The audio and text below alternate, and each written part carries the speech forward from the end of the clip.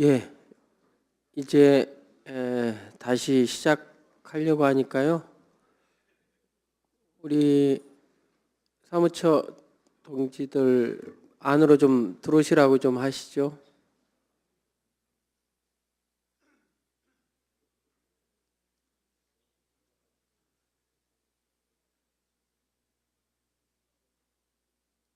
예, 거기 이영신 실장님 그 바깥에 그 당자분들 포함해서 회의장 안으로 좀 들어와 주십사 좀 부탁드립니다. 김재용 국장님도 해주시고요.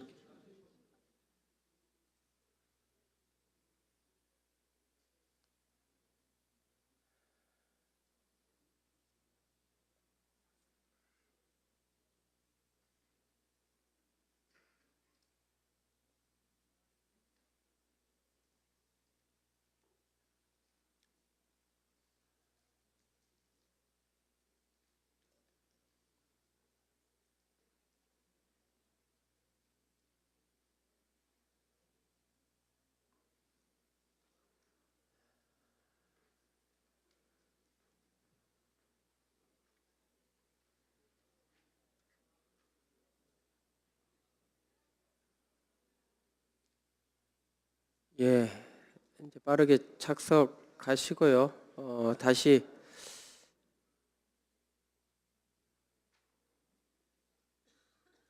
토론회를 시작하겠습니다.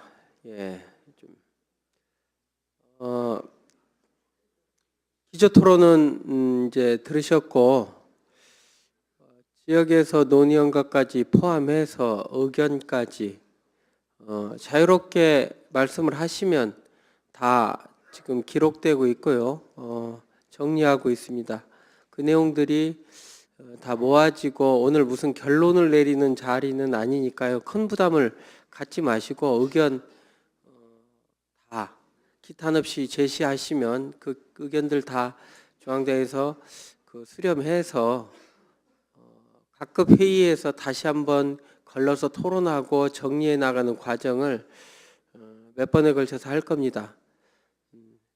토론 다시 시작하겠습니다. 의견 있으시면 말씀하시기 바랍니다.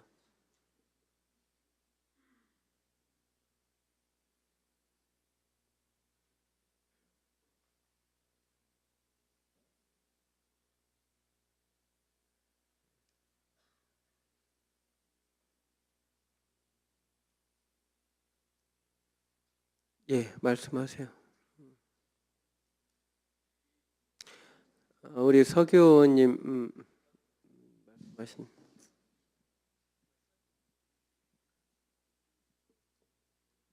앉아서 해도 되나요? 네, 그렇게 하십시오.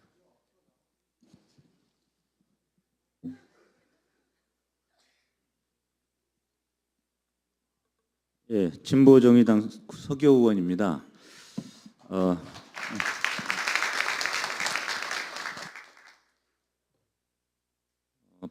방금 전에 경기도당 위원장님 발제를 듣고 제가 귀가 번쩍 돼가지고 밖에 나가서 잠깐 이야기도 나누고 했는데요.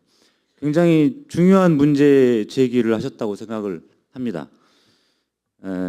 제가 보시다시피 제 머리가 번개를 맞았는데요. 제가 대선 끝나고 변신을 하려고 이렇게 시도를 했습니다. 그 전에 작년까지만 해도 저는 그냥 판사로서의 이미지가 많았고 국민들이 저를 국회의원이 됐음에도 불구하고 여전히 서기호 판사님 뭐 이렇게 부른 분도 많이 계시고 저 스스로도 뭐 정치인으로서 제가 아직 변신을 못했다고 생각을 했었는데 이번 대선 굉장히 충격적인 결과를 보면서 좀 변화를 좀 시도해 보자 이런 차원에서 이제 머리부터 변신을 일단 했고요. 이제 머리 겉을 변신했으니까 머리 속도 좀 변신을 해야 되지 않을까 이런 생각을 하고 있습니다. 근데 첫 번째로 구도를 잘못 잡았다고 말씀하신 그 발제 내용에 대해서는 전적으로 동의를 하고요. 민주당 스스로 구도를 잘못 잡아서 보수 대 진보의 구도로 말려 들어갔고 그래서 중도층을 흡수하는 데 실패했다. 그리고 노무현 대 박정희의 대결로 가가지고 결국 박정희로 하면은 부정적인 이미지가 많을 것이다. 독재자의 딸이다. 또는 뭐 수첩공주 뭐 이런 비아냥거리는 말 속에서 우리는 은근히 노무현 대 박정희 대결로 갔을 때 이길 것이다라는 막연한 희망이 있었지 않았느냐, 그렇게 민주당 쪽에서 설정하지 않았느냐라는 생각을 갖게 되었습니다. 대선 끝나고 나서. 그리고 진보정의당 뭐 저 역시도 그런 기대를 막연히 했었던 그런 근거 없는 낙관주의에 빠져 있었다라고 저 스스로도 반성을 해봅니다. 그리고 저희 진보정의당도 마찬가지로 비슷한 오류를 범했다고 생각하는데, 진보정의당이 이번 선거에서 목표로 내세웠던 게 진보적 정권 교체였습니다. 그런데 그 표현이 어떻게 보면은 맞는 말 같은데 굉장히 공허한 내용이었던 거죠. 어떻게 우리의 역량이 진보적으로 정권 교체를 할 수 있는, 진보적으로 정권 교체로 견인할 수 있는 능력이 안 되는데 진보적 정권 교체를 우리가 내세울 수 있느냐라는 게 하나가 있고요. 또 한 가지, 과연 이번 선거가 진보적으로 정권 교체하는 게 중요하냐, 보수적으로 정권 교체하는 게 중요하냐, 이런 구도가 아니었는데도 불구하고 진보적 정권 교체를 내세웠다는 거죠. 이번 선거에서 구도 핵심은 얼마만큼 중도층이 바라고 있는 그런 정치 혁신의 모습, 이런 거를 잘 받아내느냐, 그런 후보가 누구냐, 이거였거든요. 그런데 그 점을 박근혜 후보가 경제민주화라든가 뭐 김종인을 내세우면서 사실 혁신하는 모습을 보였었고, 반대로 민주당은 그런 모습을 보이지 못했죠. 친노 기득권을 내려놓지도 못했고, 거기에 대해서 안철수 후보가 그나마 출마 선언을 하면서부터 그러한 그 정치 혁신을 굉장히 강조하고, 심지어 국회의원 정수 축소라고 하는 그 파격적인 이야기까지 했습니다. 그런데 그러면서 이슈를 박근혜 후보가 최초에 끌고 갔던 그런 대선 국면을 안철수 후보가 등장하면서 정치 혁신을 핵심적으로 내걸면서 새정치 공동선언 뭐 이런 거 이끌어내면서 분명히 이슈를 선점했다고 생각합니다. 중간층이 굉장히 동요하고 안철수 쪽에 많이 흡수될 뻔했다라고 생각을 하는데요. 그런데 그 부분에 대해서 민주당은 정치 혁신에 대한 거를 받아안지 못했고, 결국 다시 단일화가 실패하면서 박근혜 쪽으로 중간층, 중도에서 부동층에 있던 분들이 막판에 박근혜 후보로 쏠렸다라고 생각합니다. 거기에 대해서 진보정의당도 좀 일주를 한 거 아닌가라는 생각이 들거든요. 왜냐하면 안철수 후보가 출마를 했을 때, 출마 선언하고 그 뒤에 뭐 국회의원 정수 축소라든가 가는 약간의 파격적인 주장을 했을 때, 우리도 은근히 좀 안철수 후보가 정치를 잘 모르면서 너무 무리한 주장을 한다, 이런 생각을 했었던 것 같고요. 그 다음에 결국 문재인으로 단일화되지 않겠느냐라는 생각을 가지면서 우리가 뭐 대외적으로 문재인 쪽 지지 선언을 한 건 아니지만 은근히 문재인 후보로의 단일화를 준비하고 있었던 거 아닌가. 그러면서 어떻게 보면은 이번 대선에서 아무런 역할도 못하고 결국 민주당 이중대 같은 비슷한 역할을 이렇게 머물렀다. 다 지나고 나서 저도 이제 뭐 끝나고 나서 생각이 난 거라서 뭐 저 역시도 많은 좀 반성을 하고 있는데, 그 당시에 우리가 진보적 정권 교체 이런 거를 내올 게 아니라 오히려 그 중간층이 바라는 그 정치 혁신의 모습들을 제기하면서 선거구제 제도의 개편이라든가 이런 거 있지 않습니까? 이렇게 지역에 깃발만 꽂으면 당선되는 이런 선거구도, 이런 선거제도 바꾸자라든가, 그다음에 국회의원들의 연금 축소 폐지 이런 것들을 우리가 뭐 그것보다 더 강력한 대안들을 좀 제시하면서, 파격적인 거 제시하면서 정말 새누리당이나 민주당이나 똑같은 그런 국회의원 기득권을 갖고 있는 그런 정당들과 다른 모습, 정말 참신하고 새로운 모습으로 이렇게 정치 혁신을 이뤄내는데 우리도 앞장서는 그러한 그 공약들을 내걸면서 했다면, 그러면서 안철수 쪽과의 뭐 꼭 연대를 하지 않더라도 안철수 현상으로 나타나는 국민들의 열망을 우리가 담아냈다면 더 낫지 않았을까라는 생각을 아까 발제를 들으면서 했습니다. 그래서 결국 정리하자면 뭐 민주당 스스로도 뭐 보수 대 진보의 구도, 뭐 친노 대 노무현 대 박정희의 구도, 이런 그런 구도로 가서 박근혜 후보를 독재자의 딸이라든가 뭐 수첩공주라든가 하면서 너무 얕잡아 본 거, 이게 굉장히 큰 페인이었다고 생각을 하고, 또 진보정의당 우리 스스로도 비슷한 생각을 했다라는 거죠.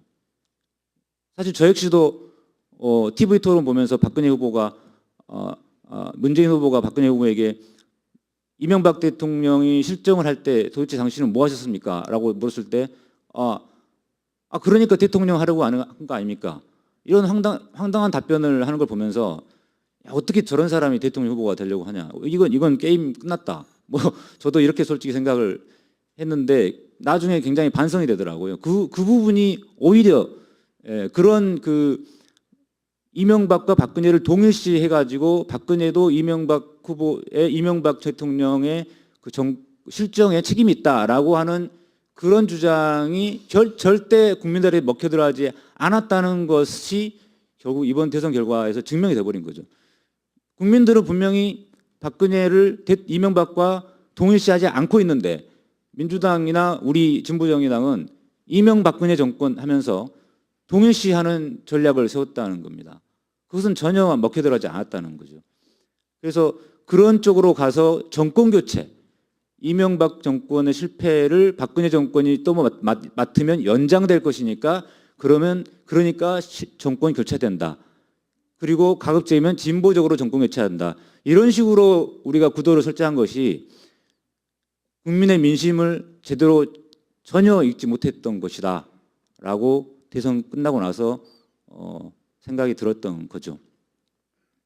그래서 앞으로도 우리가 우리 진보정의당이 나아갈 길과 관련해서도 저는 이런 생각이 듭니다. 우리가 너무 진보 내지는 노동 중심성 뭐 이런 거에 너무 집착해가지고 자꾸 뭔가 그런 쪽의 의제들을 집중적으로 던져야만 우리가 정체성이 살고 확립되고 뭔가 살아날 길이다라고 생각하는 것은 좀 오산 아니냐. 그거는 좀 기존의 진보정당이 10년 이상 해왔던 그런 진보정당 해오셨던 분들 사이에서의 관성적인 모습이 아닌가라는 저는 생각합니다. 저는 솔직히 진보정당 운동을 해본 적도 없고 작년에 처음 정치를 입문했기 때문에 사실 진보정당이 그동안 어떻게 해왔는지 솔직히 잘 모릅니다. 하지만 적어도 제가 자신 있게 말씀드릴 수 있는 것은 제가 대선 끝나고 굉장히 많은 사람들을 만났습니다만은 제가 만났던 많은 사람들은 다 민주당도 별로 안 좋아하고 새누리당 당연히 싫어하는 야권 성향이면서 민주당도 안 좋아하는, 그러지만 뭔가 정치가 좀 바뀌었으면 하고 바라는 그런 평범한 국민들이었습니다. 제 주변에 있는 분들은. 이런 분들이 다 같이 한결같이 열망하는 것이 바로 정치 혁신입니다. 정치 혁신. 그리고 국회의원들의 의원 특권 폐지 막 이런 거. 기존 정치권이 좀 국민들과 괴리를 좀 좁혀줬으면 좋겠다. 정치인들끼리 그들만의 리그로 좀 제발 하지 말고 국민들이 관심이 평범하게 직장 생활하고 평범하게 그 가정 생활 꾸리고 있는 국민들이 관심 있는 주제에 대해서 좀 적극 나서면 좋겠다. 그런 좀 참신하게 나갔으면 좋겠다. 이게 바로 지금 우리 국민들이 바라는 모습이더라고요. 대선 끝나고 제가 만나보니까. 그렇다면은 우리 진보정의당이 제3의 당으로서 민주당, 새누리당도 싫고 민주당도 좀 마음에 안 들어하는 그런 많은 사람들에게 그러한 의제들을 적극적으로 던져서 안철수 신당과 뭐 꼭 연대를 뭐 하지는 못하더라도 하면 더 좋겠지만 안철수 후보, 안철수 세력도 그러한 국민들의 그 열망을 안철수 현상으로 나타난 그 열망을 받아안기 위해서 여러 가지 정치 혁신의 의제들을 많이 던졌지 않습니까? 대선 때도 그렇고 앞으로도 그럴 거라고 생각합니다. 그런 부분에서 저희도 그 부분과 비슷한 주제들을 던지면서 그 중에서도 뭐 우리가 좀 더 진보적인 생활적인 의제들을 던지면서 민주당의 그 좀 관성적인 모습 그리고 정치권의 그 기득권 체제 뭐 이런 것들을 좀 과감하게 깨고 던지는 문제제기하는 이런 모습들을 보이는 것이 우리 진보정의당이 나아갈 길이야 되지 않을까. 이번 대선 평가에서 바로 진보정이 나아갈 길이 나온다고 생각을 합니다. 이상입니다.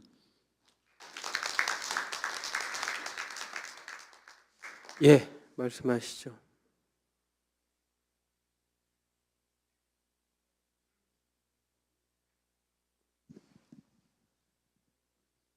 예, 대전에서 온 강영삼입니다. 그 선거 끝나고 우리가 왜 이렇게 다 힘들어하는가? 뭐 첫 번째는 정권 교체의 실패일 거라고 생각을 합니다. 정권 교체 왜 실패했는가에 대해서 여러분들이 말씀을 하셨고 그렇습니다만 제가 볼 때 제일 중요하게 보는 대목은 사실 2010년 지방선거 이후에 우리 근거 없는 이길 수 있다는 워낙 이명박 정권이 실정을 많이 했고 그리고 이제 우리가 이 야권 단일화를 하면 이길 수 있다는 가능성을 사실은 2010년 지방선거에서 봤고 그것을 사실은 2011년 박원순 서울시장 선거까지 사실은 그 꿈에 우리가 부풀어 있었고 그 과정에서 과연 우리가 무엇을 정권 교체를 위해서 준비를 했는가 하는 대목이 제일 뼈저리게 반성을 깊이 해야 될 대목이 아닌가라고 생각을 합니다. 이건 야권 전체 차원에서 하는 문제, 제기되는 문제이고요. 그 과정에서 우리도 자유롭지 못했고 열심히 하고 제대로 했는데 질 수도 있습니다. 그러면 우리가 이렇게 절망하지 않는데 뭔가 될 것 같아서 이렇게 하고 봤더니 결과도 지고 그 과정에서 남은 것도 없고 그럴 때 제일 좌절을 하게 되지 않나 이렇게 생각을 합니다. 사실 우리는 마지막까지도 정권 교체를 위한 야권 단일화, 그다음에 그다음에 안의 단일화 이게 잘 되면 되지 않겠냐 이런 생각을 했었던 게 사실이고 우리 당도 후보 전술을 구사하는 데서 과정에서 그거를 크게 벗어나지 못했다 이런 생각을 합니다. 그게 첫 번째고요. 근데 두 번째로 더 큰 지금 우리를 더 무겁게 짓누르는 이유는 그 과정에서 과연 진보는 뭘 했느냐라고 하는 문제인데요. 작년 그 통합진보당 사태 이후로 사실 진보는 파산의 길을 걸어왔고 지금 뭐 그는 제가 더 말씀드리지 않아도 우리가 다 이미 어떻게 보면 다 느끼고 있는 그런 것입니다. 그런 건데 뭐 여러 가지 그것도 여러 가지 이야기를 할 수가 뭐 있으리라고 보는데요. 제가 여기서 강조드리고 싶은 것은 이후에 우리가 어떻게 우리의 진로를 모색할 거냐라고 하는 문제를 생각을 한편에 두면 그 문제하고 연결해서 이제 평가들을 하시는 것 같은데 저는 이 앞으로 우리가 어떻게 해야 될 거냐 일부는 다른 어떤 세력과의 연대 그리고 그 과정에서 어떤 정치적 공간을 치고 나가자 혹은 우리 제2창당 과정에서 뭐 노동이나 이쪽을 더 뭡니까 그 합류 같이 연대해서 좀 더 큰 창당을 하자 뭐 이런 여러 가지 뭐 이야기도 하시고 하는데 현실이 그렇게 녹록지 않은 거를 뭐 저는 느끼고 대부분 그러시라고 보는데요. 그리고 아까 안철수 세력하고 그런 연대 뭐 이런 말씀도 하시는데 과연 그들이 우리를 필요하겠로 하고 인정을 할 만한 만큼의 어떤 세력을 우리가 과연 힘을 갖고 있느냐 이런 문제도 냉정히 봐야 된다고 생각을 합니다.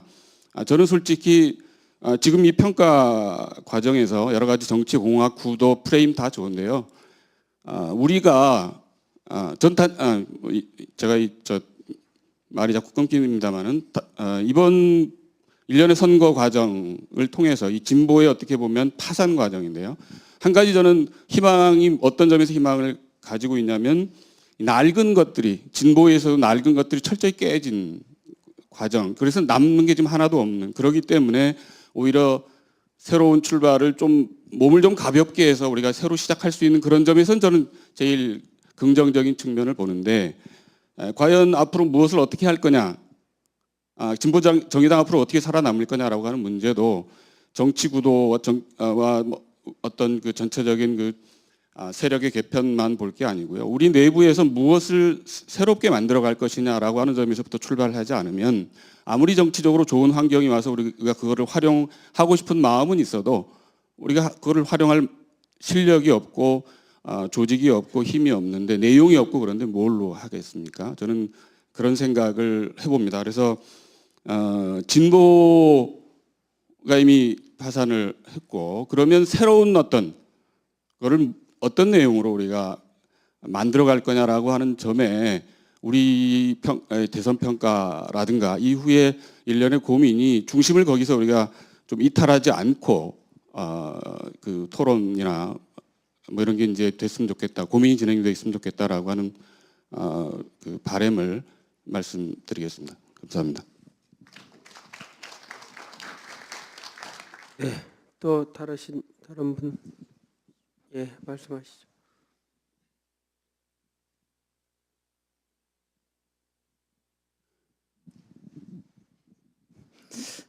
예, 좀 몇 가지만 좀 더 붙이고 싶은데 약간 우리가 이제 평가를 하다 보니까 예, 저는 전국위원인데요. 그 인천에서 왔습니다. 박인숙입니다. 약간 평가에서 이후에 우리의 정체성을 어디에 둘 건가가 약간씩 저희가 좀 차이가 좀 드러난 것 같습니다. 그래서 이 대목을 우리가 어떻게 잘 준비하느냐가 중요한 지점이라고 생각을 합니다. 먼저 대선 평가 관련해서는 저는 좀 두 가지 지점이 과제로 돼 있다고 생각합니다. 야권에 있어서는 저는 그게 민주당이 됐든 아니면 안철수 세력이 됐든 기타 다른 세력이 됐든 어떻게 연합 정치를 잘할 것인가가 저희에게 중요한 과제라고 생각합니다. 그래서 그 문제에 대해서 보다 준비된 내용이 있어야 된다. 이제 더 이상 후보 단일화만 가지고 이 연합 정치를 만들어내는 데 있어서 한계가 있다는 것이 이번 대선의 평가라고 생각합니다. 그럼에도 불구하고 이 부분은 아주 중요한 코드이고 승리의 요인이다. 그랬을 때 보다 심화된 우리의 준비가 무엇인가가 저는 야권 전체 아니면 진보 정의당의 준비가 필요하다 하는 생각이 듭니다. 두 번째는 의제 관련해서 저는 우리 진보 정의당은 어느 세력을 대변하는 어느 위치의 정당인가가 저희는 이후에 토론될 필요가 있다고 생각을 합니다. 민주당이 중도의 자기의 역할을 실제로 제대로 하지 못하면서 과도한 진보라는 그런 평가가 있는데 이후에 있어서도 그러면 우리 진보정의당은 어떠한 세력을 대변하고 어디에 위치해 있느냐는 거죠.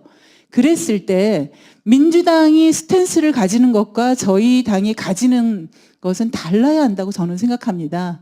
그랬을 때 우리가 보다 중도적으로 이동이 아니라고 저는 생각을 합니다. 그런데 이 문제에 대해서 저희는 좀 토론해야 된다. 그래서 이번 대선에서 저는 진 요인 중에 하나는 민생에 대한 것이라고 생각합니다.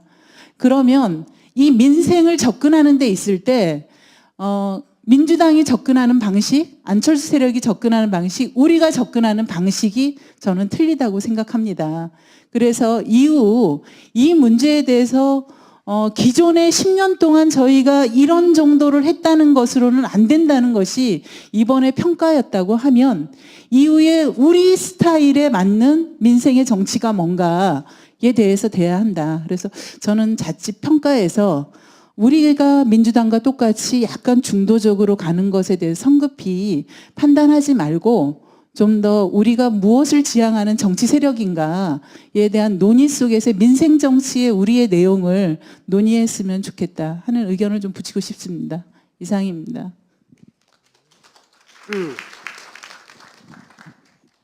예, 또 이어서 말씀하십시오.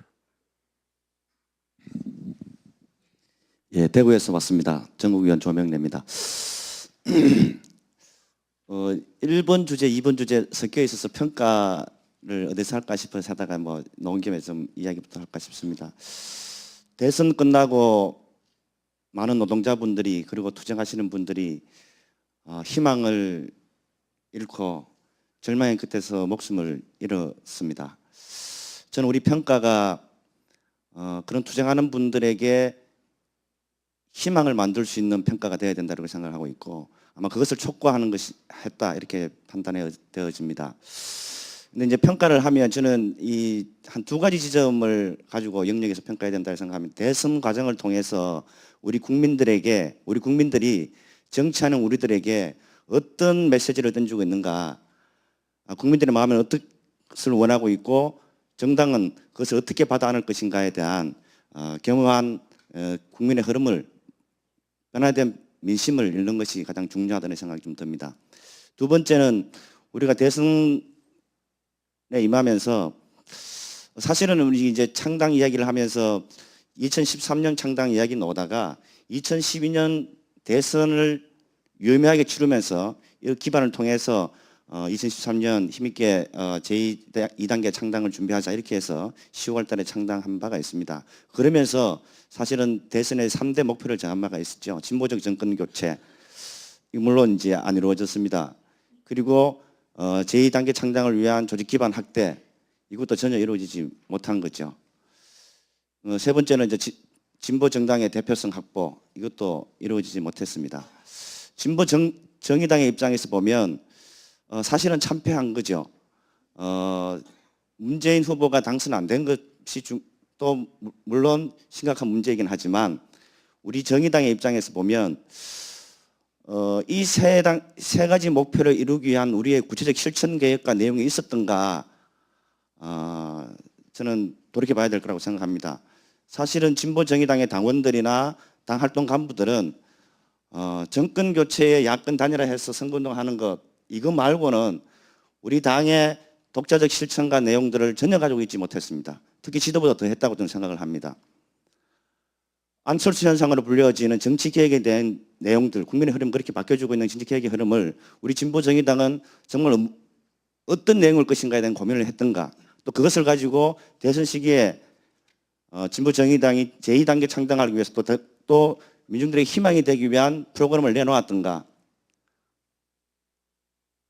박근혜 후보가 했던 민생개혁의 문제 물론 이 수사적 이야기가 많습니다만은 민생개혁에 관련한 지점을 가지고 우리는 또 어떤 내용을 담았었던가 사실은 저는 이번 대선을 치르면서 지금까지 선거 과정 속에서 이렇게 무기력하게 또 아무것도 못하고 쳐다보기만 하고 선거를 치러본 적이 별로 없었는데 그랬다라고 좀 생각합니다. 모든 당원들의 심정들이 오히려 원 없이 한번 해보고 실패했으면 어쩌면 또 덜 했을지는 모르겠는데 이게 하는 것도 아니고 안 하는 것도 아니고 선거법에 걸리는 것도 많고 뭐 이렇게 해서 여러 가지로 그냥 마음 졸이다가 선거가 끝나고 말았다 이런 생각이 좀 듭니다. 저는 이제 우리가 올 2013년도 상반기 내에 2단계 창당을 앞두고 있습니다. 오늘 많은 토론을 하시던데 저는 이제 뭐 진보라는 개념이 우리가 전유할 수 있는 내용은 아니라고 생각은 합니다만은 우리가 이 사회에서 민주당도 더 이상 이제 개혁이 안 되고 힘들다 대안이 아니다라는 이제 국민들의 마음도 많이 있는데 진보 정의당이 새로운 대안을 만들 수 있느냐 없느냐 새로운 희망의 조직으로 거듭날 수 있느냐에 대한 절호의 기회이기도 하고 어쩌면 아니면 그야말로 존재가 없이 추락하는 그런 정치적 주체가 될 수도 있다 이런 생각을 좀 합니다. 저는 이제 이 중앙당에서 대선 평가서 이렇게 보면 이건 좀 뭐 지엽적이긴 하지만 대단히 이제 고민스러운 지점이 있습니다. 5쪽에 보면 진보대 보수대 진보 대선 결과 이렇게 되어 있습니다. 저는 한 번도 그동안 김대중 정권이나 노무현 정권이 우리와 함께하는 진보적 정권이라 이렇게 보지는 않았습니다. 물론 좀 개혁적이긴 했지만 근데 우리를 통틀어서 지금 그러면 우리 내부에서 진보의 독자적 성장 이 과정에 대한 고민들이 있는가라는 들 정도로 내용도 사실 보면 평가에서 보면 사실은 이번 대선에 대한 일반적인 평가는 상당히 많이 있지만 우리 당의 활로를 찾기 위한 독자적 활동에 대한 평가에서부터 해서 무엇이 부족한가에 대한 평가가 대단히 좀 부족한 거 아니냐 이런 생각이 좀 들어서 어쨌든 저는 이제 오늘 뭐 전국적 논의가 출발이기는 합니다만은 이 대선 평가가 우리 주체의 입장에서 평가 그리고 대중과 그 노동자 민중들에게 희망을 만드는 평가가 되었으면 좋겠다는 생각이 듭니다. 이상입니다. 더 말씀하실 분? 예, 저 먼저 하셨으니까.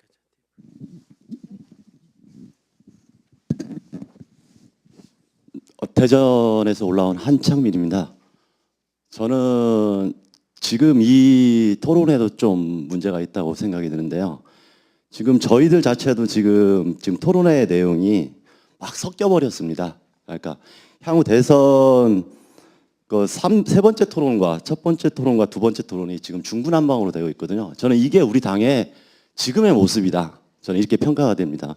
그것이 대선 과정에서 나왔고 창당 과정에서 나왔고 모든 것이 계속 그렇게 흘러가고 있는 게 아닌가. 그러니까 저희들은 나름대로 의욕과 열정, 진정성은 있지만 구체적인 실천 방법이나 전략 전술이나 이런 데서 상당히 미흡한 능력을 가지고 있는 게 우리 당의 현실이 아닌가. 저는 그렇게 봅니다. 그래서 구도네 뭐네 하면서 계속 이야기를 하고 있지만 그것을 우리가 지금 한 번이라도 우리가 제대로 짜 봤는가. 결국은 선거가 끝나고 나서 주요 언론들이나 여기저기 평론가들이 얘기하는 것을 짜집게 하는 수준이 아닌가. 우리 주체적으로 우리 당을 내부를 진짜 냉철하게 바라보고 있는가. 저는 이런 좀 걱정이 들기도 하고 이렇게 된다면 앞으로도 우리는 결국은 뒤에 따라가는 입장이지 우리가 우리의 정체성을 정확하게 가지고 가기 힘들지 않은가 이렇게 생각이 됩니다. 예를 들어서 대전의 이번 선거 상황을 보면은 중앙당이 과연 대선에서 우리 당이 어떤 실천을 어떻게 구체적으로 해야 되는 것을 정확하게 받아본 적이 없습니다. 국민연대 부분도 마찬가지고 선거에서 우리가 투표 동력을 운동을 구체적으로 어떻게 해야 될지 투표 동력 운동의 내용이 어떻게 해야 될지 이런 부분에 대해서 그냥 각자 지역에서 알아서 해라 노력해라 이런 식이지 정말로 우리 당이 선거를 치르는 과정에서 어떻게 우리 당원들한테 실천 방법에 대해서 고민하고 그것을 1시간을 선거운동을 하더라도 얼마나 어떻게 해야지 효율적인지 이런 거에 대해서 정말 부끄럽게도 함께 고민하지 못할 정도로 그냥 끌려갔습니다. 이게 아무리 우리 당이 지금 초기 창당 과정에 있는 어쨌든 2차 창당을 염두에 두고 대선을 맞이했기 때문에 어려운 상황인지는 알면서도 과연 이렇게 해가지고 과연 2차 창당으로 가는 길도 우리가 그냥 막연한 낙관주의나 희망을 가지고 간다고 해서 그게 제대로 될까 이런 좀 걱정이 들었고요. 그래서 이번에 선거 평가 내용도 보면은 좀 구체성이 많이 떨어지고 하나하나 분석이 없는 것 같습니다. 그러니까 개괄적인 분석과 평가만 이렇게 나열이 돼 있지 이때 우리 당에 대한 내부적으로 현미경으로 바라보거나 아니면 큰 우리 전술에 대해서 고민의 흔적들이 좀 적지 않은가. 어려움에 있으면서도 아마 기대하는 부분이 있어서 그런 아쉬움이 좀 큽니다.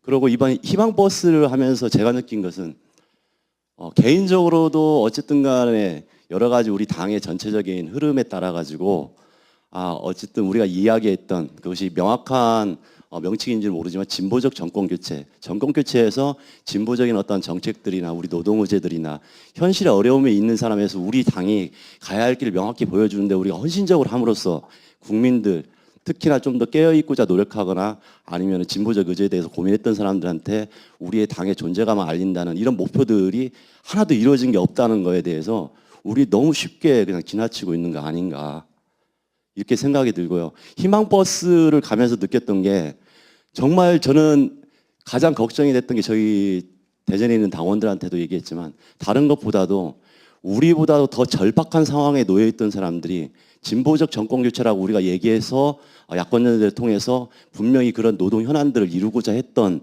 그런 것만을 기다렸던 분들이 이 좌절감에서 어떻게 될까 이런 얘기를 하는 와중에서 노동자분들이 연달아서 목숨을 끊었습니다.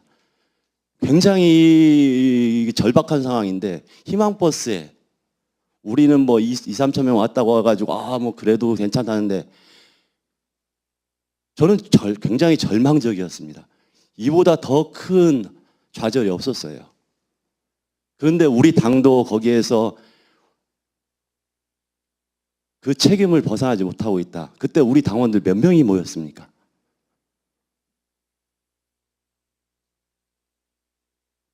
이게 저희들의 현실이고 현실 인식이 아닌가. 저는 그렇게 생각돼서 굉장히 큰 좌절감을 느꼈는데요.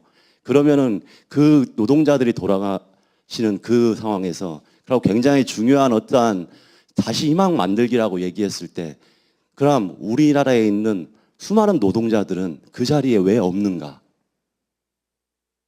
결국은 실무 활동가 몇 명만이 또 모여 있는 그 정도 수준의 정말 가슴 안타까워하는 일반 시민들의 조금 참여, 이게 지금 우리의 현주소 아닌가 이런 생각이 들어서 너무 절망스럽습니다. 안철수 현상을 얘기하고 있지만 이것도 굉장히 감상적인 어떤 진단에서 나오는 것들이 아닌가.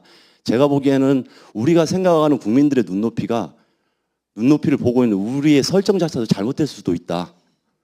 더 최악의 국민들을 무시하지 말자고 이렇게 얘기하지만 국민들이 현실을 바라보는 인식과 그 사람들이 개인적으로 느끼는 그다음에 그 사람들이 실천적으로 결합할 수 있는 수준이 우리가 생각하는 것보다 굉장히 지금 열악한 상황에 있는지도 모르는데 그저 뜬구름 잡듯이 이럴 것이다 아니면은 많은 사람들의 수준이 이럴 것이다 해서 그걸 개념으로 우리가 지금 잘못된 설정을 계속 해오고 있는 게 아닌가 이제 이런 걱정이 좀 많이 듭니다.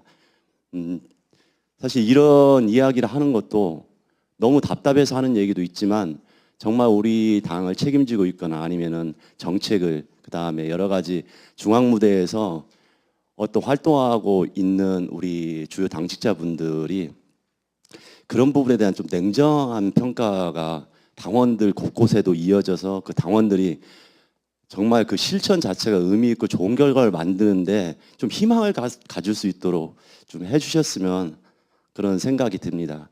이게 안 된다고 하면은 시간이 지날수록 예전에 오랫동안 노동운동을 했던 분들이 느꼈던 그 좌절감과 희망의 어떤 변곡점에서 혼란을 겪는 것처럼 저희 당도 또 그렇게 지리멸렬하게 우리를 소비하면서 가는 거 아닌가 이런 걱정이 들어서 우리가 좀 더욱더 냉정해지고 더욱더 치열해지지 않으면 안 된다.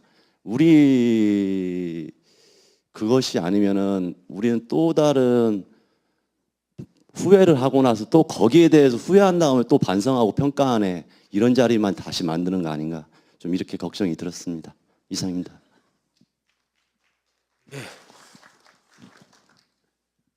예, 말씀하시죠. 예, 목포 시장님.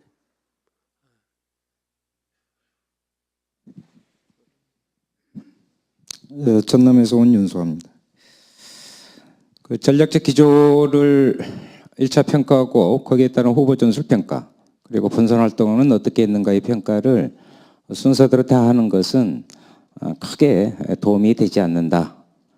효율성이 떨어진다 이렇게 생각합니다. 많은 분들이 다 접했으리라 일정 정도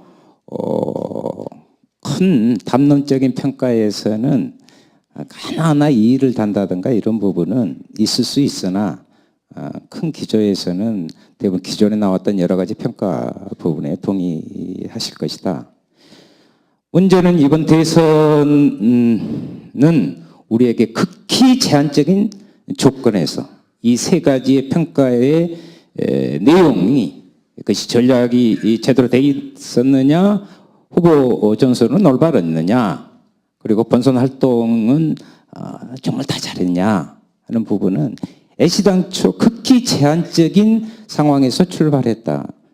이것은 변명을 하려고 하는 것이 아니라 객관적 사실이 그러하고 냉정하게 타산해 봐야 된다. 그렇지 않으면 결과를 바탕으로 해서 계속 거기에 대한 긍정과 부정만을 반복한다면 또 다른 당내의 효과가 있을 수 있다라는 것을 좀 고려해야 된다 이렇게 생각을 합니다. 저는 아까 이제 그 광역 위원장님들께서 몇 분께서 이렇게 말씀하셨는데 이번 대선 과정에서 나온 부분을 가지고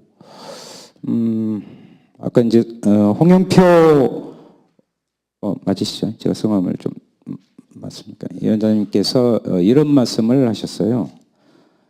진보정당은 변해야 되는데 우리가 선과 악이라는 대단히 이분법적인 부분으로 스스로를 규정하고 쭉 해왔다. 우리는 선이니까 우리를 택해 줄 것이고 악은 나쁘니까 할 것이다. 저는 이 부분에 대해서는 전적으로 동의합니다. 그런데 상당히 좀 우려되는 지점이 하나 있습니다.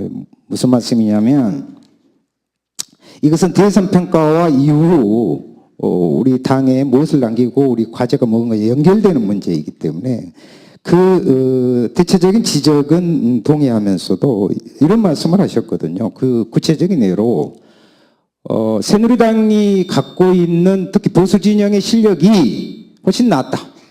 진보 진영은 거기에 다 미치지 못했다. 상당히 많은 부분에서 이런 평가를 내리고 있습니다.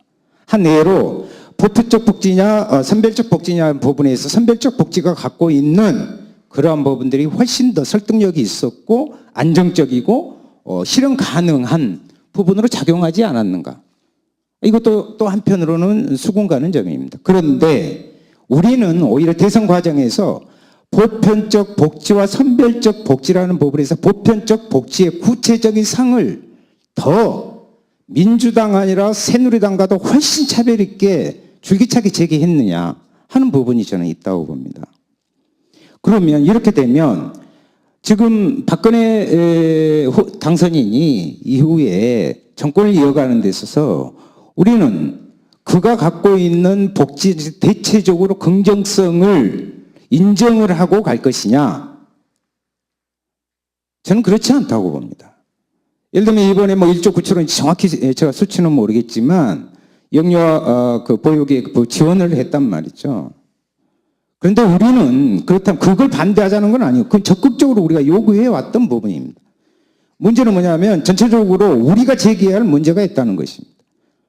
그렇게 쏟아져 들어오는 어려움 속에서 그 부분에 맡길 수밖에 없는 부모들과 아이들 그리고 그것을 담당해야 하는 보육 노동자들에 대해서 우리는 어떠한 부분에 그것을 대안을 제시하고 있는가. 오히려 우리는 진보정의당은 그러한 것들을 정확히 더 차별화해서 이것까지 총체적으로 묶어야 된다. 왜냐하면 곧 복지는 노동이고 노동은 복지라고 우리는 주장해 왔으니 이것을 구체적으로 정책적인 측면에서 새누리나 민주당 너희들하고 전혀 다른 각도에서 국민들과 수요자가 됐든 공급자가 됐든 모두가 공감할 수 있는 부분을 만들어내야 된다. 그런 부분에서 이후에 대선이 끝나고도 우리는 오히려 새누리당이 갖고 있는 복지정책의 허구와 잘못된 부분들을 분명하게 각을 세워야 된다. 실력이라는 건 저는 그렇게 생각합니다. 소위 노무현 정권에서 세리보고서라는 것을 토대로 해서 자기 스스로의 정체성을 무너뜨리고 그럼으로 인해서 결국은 그 효과가 저는 이번에 문재인 민주당 후보까지 다 왔다고 봅니다. 그들은 훨씬 더 많이 만들어냈습니다. 전문 연령이 많습니다. 어떻게 포장하느냐 부분입니다. 더 교묘하게 진보적 내용은 포장을 하고 내용은 자기들의 정권 연장이라든가 이 부분을 할 수 있는 무수한 실력, 그것이 과연 실력, 우리는 그걸 실력이라고 해야 되는가? 던지는 게 실력인가? 아니면 그들과 다르게 우리는 그들이 갖고 있지 못하는 현장에 대한 실력을 정말 갖고 있는가? 의제와 현장을 결합할 수 있는 부분을 계속 제기해야 되는 게 이번 대선 부분에서 나타난 부분은 아니었는가? 실제로 우리 후보는 새누리당 후보와 민주당 후보하고 전혀 다른 각도에서 더 구체적이고 더 좋은 정책을 저는 냈다고 생각합니다. 공약을. 그런데 이게 던지는 그것을 받아 안고 할 수 있는 시스템이 없었기 때문에 왜? 아직 우리 정당의 아까 극히 제한적인 바로 여기서 교훈을 얻고 앞으로는 뒤에 이제 우리가 사업 기조나 이렇게 하는데 이것을 어떻게 잘 해 나갈 것인가라는 문제가 있다고 봅니다. 비정규직 문제에서도 상당히 우려스러운 저는 그런 내용은 아니겠지만 아까 성과학이라는 부분에 있어서 정규직은 정상이고 비정규직은 비정상이라고 보는 부분에 있어서의 혹시 우리들이 비정규직 문제에 대해서 너무 어떤 계속 해왔던 그 방식으로만 이렇게 우리가 사고했지 않나 거기에 대한 우려이신 것 같으나 저는 우리들 스스로는 비정규직 문제가 단순히 계급적인 문제로가 아니라 복지 문제 모든 부분을 다 포괄하고 있는 전 사회적이고 정치적인 첨예한 문제임을 우리는 우리 각도로 오히려 더 강조하고 가야 된다. 저는 그런 측면에서 한 가지 아까 그 발제하신 부분 뭐 성장담론에 대해서는 그리고 아까 그 대전 충남이시던가요? 그 부부께서 말씀을 하셨는데 저는 이렇게 생각을 합니다. 어쩌면 진보정의당이 이번 대선 과정에서 그렇습니다. 대과 없이 일정 정도 무탈하게 왔을 수는 있습니다. 근데 그것은 우리 진보 정당을 반석 위에 올려놓은 우리 모두에게 처절하게 눈물 나는 것입니다. 어쩌면 반어법이시기도 하겠지만 반어법이시다 그렇게 믿고 있습니다. 우리 진보 지정이 차라리 이렇게 되어서 이렇게 할 수 없는 게 차라리 더 나았다라는 것은 대단히 이것은 우리가 경계해야 될 부분이다. 우리가 정말 통합진보당에 있어서 진보정당을 건강하게 세웠으면 10%의 부분들을 온전히 가지고 있었으면 오히려 이런 식의 대선 결과는 나오지 않을 것이다. 보다 진공적이고 주체적으로 국민들의 향후 우리의 정치적 그런데 잘못된 진보 정치, 낡은 진보 정치 그 부분을 그 고집하는 그 잘못들을 잘못을 범했기 때문에 우리는 다시 새로 세우기 위해서 정말 제대로 건강한 진보 정당을 세우기 위해서 이렇게 온 과정에서 제한적으로 이제 그렇게 됐단 말이죠. 그런데 그것을 스스로 우리 자의적인 그런 부분은 좀 아닌 것 같다. 죄송합니다. 말씀해서 정리하겠습니다. 대선 부분에서 뭐 후보 전술이나 뭐 여러 부분에서 그때 그 경로마다 상당히 당원들이 많은 고민과 이런 게 있을 거, 서운함도 있을 것이고요, 아쉬움도 있을 거, 그나마 좀 맞지 않았나 이런 거 다양한 부분이 있을 것입니다. 그런데 이제 이번 대선 과정을 하나의 흘러간 사건처럼 이렇게 놓으면 안 된다 이렇게 생각합니다. 아까 정책을 이야기했던 선거 때 던지는 것이 진보정당이 아닙니다. 진보정당은 일상적인 정치 활동을 어떻게 잘 짜서 이번 대선과 같은 제한적인 부분들을 극복하고 이제 앞으로 더 장기적으로 해서 선거 전에도 늘 그것을 지역 현장과 밀착시켜내는 우리식의 정치 활동을 쌓아가느냐, 그 속에서 대중을 얻어내느냐 하는 부분을 교훈으로 삼았으면 좋겠습니다. 이상입니다. 예, 제 뒤부터. 안녕하세요. 서울 중구의 우정환이라고 합니다. 방금 전남에서 오신 분 말씀 잘 들었는데 좀 견해가 좀 다른 점이 있어서요. 제가 사회과학적으로 정립이 된 방법론인지 모르겠는데 유시민 전 대표가 쓴 책에서 그 국가의 발전 단계를 4가지로 이렇게 얘기한 거를 본 적이 있어요. 안보국가, 발전국가, 민주국가, 복지국가 이렇게 나눠서 얘기를 하시더라고요.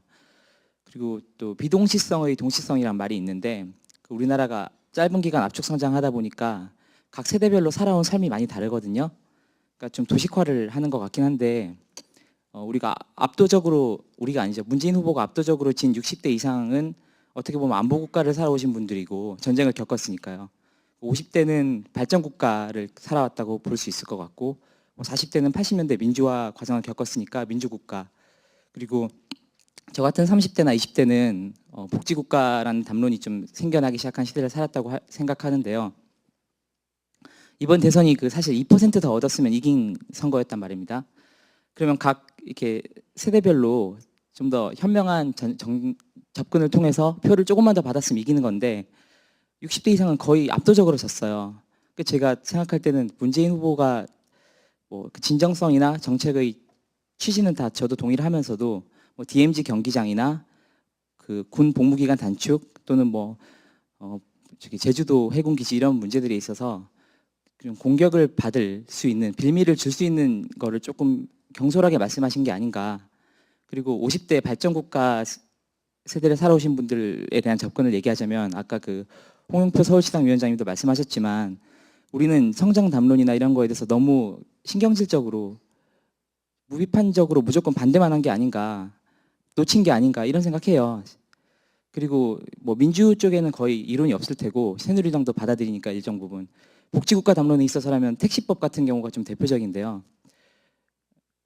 진정성이나 취지는 모르는 게 아닙니다만 이런 우려를 많이 해요. 택시 회사들이 이중 삼중 장부 많이 만들고 국가로부터 지원받은 것 그거 택시 경영자들이나 뭐 자본가에게 갈 수 있다. 이런 비판 많이 하고요. 또 택시 산업이 과연 정말 뭐 대중교통으로서 지금 바로 인정받아도 되는가? 어떤 전제 조건은 필요하지 않은가? 이런 비판들이 굉장히 많습니다. 이건 하나의 단적인 예고요. 그렇게 보면 안보국가 세대를 살아온 분들에게는 당장 북한의 위협을 몸으로 겪은 분들에게 설득할 수 있는 어떤 논리, 계기 그런 걸 주시를 못했고 발전국가에 살아오신 분들에게도 그분들 입장에서는 좀 무능하고 뭐 맨날 시위만 하고 이렇게 인식되어 온 것을 탈피하지 못했고 또 복지국가 담론에 있어서도 너무 개별 이익 집단 이해관계자들에게 모든 요구를 마치 수용하는 것처럼 그래서 국가의 기강 재정 건전성을 해칠 수 있는 그런 위험한 집단으로 인식되게 하는 것을 좀 자초한 면이 있다고 생각합니다.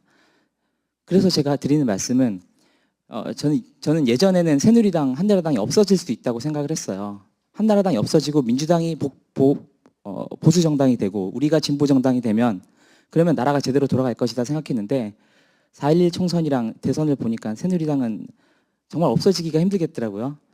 걔네 존재는 상수로 인정을 해야 돼요. 옳고 그른가 문제없이 상관없이. 그렇게 보면 우리 당의 목적은 언젠가 우리도 집권해야 되지 않습니까? 그렇다면 새누리당을 상수로 인정하고 우리가 집권도 언젠가 하고 하려면 이 네 가지 세대들에 대해서 잘 접근을 해야 된다고 생각하는데요.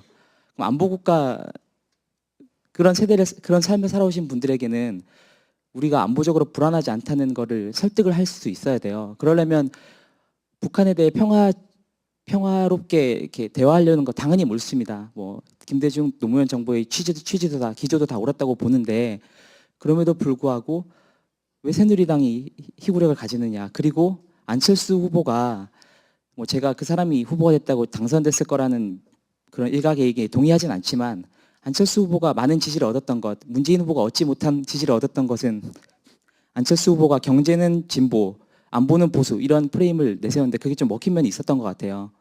우리도 그런 걸 참조할 필요는 없겠는가.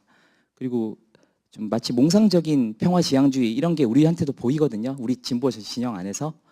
그러니까 마치 평화를 당연히 지향해야 되지만 우리 먼저 무장을 하지 말자. 군비를 무조건 축소하자. 이렇게 되면 실제 이웃 국가들의 위협으로부터 우리를 지키지 못하는 그래서 일제에 강점당했던 이런 현상을 또다시 겪을 수도 있는데 비극을. 그래서 좀 몽상적인 평화지향주의 같은 거 우리가 버려야 되지 않나. 복지가 더 중요하지만 안보에 대한 투자도 효율적으로 뭐 비리 이런 걸로 새는 돈 줄여가면서 할 것은 하고 그리고 또 발전 국가 삶을 살아오신 분들을 설득할 수 있도록 우리가 성장을 담는 데도 관심을 가지고 또 단순히 투쟁만 할 게 아니라 생산성을 높이는 방안도 같이 연구할 수 있도록 이런 식으로 하고 또 복지국가 담론에 있어서도 복지도 효율적으로 해야 된다고 생각해요. 그 시민사회 활동을 할 때도 미국에서는 RSOI라 그래서 사회적 투자 효율성 이런 걸 따진다고 하는데 우리도 아까 택시법 예를 들었지만 무조건 사회적 약자들이 요구하는 거라면 무비판적으로 다 좋아요 이렇게 하는 게 아니라 그러니까 즉 뭐 경제학을 제가 전공했는데 냉철한 이성 따뜻한 가슴이란 말이 있습니다. 새누리당은 이성만 있고요. 우리는 좀 가슴만 있는 것 같아요. 우리가 두 가지를 다 겸비할 수 있는 모습을 보여줘서 국가를 경영할 수 있는 국가를 통치할 수 있는 그런 진보 정당이라는 모습을 보여주지 않으면 이번 대선에서 우리는 교훈을 얻지 못하는 거라고 생각을 합니다. 감사합니다. 네.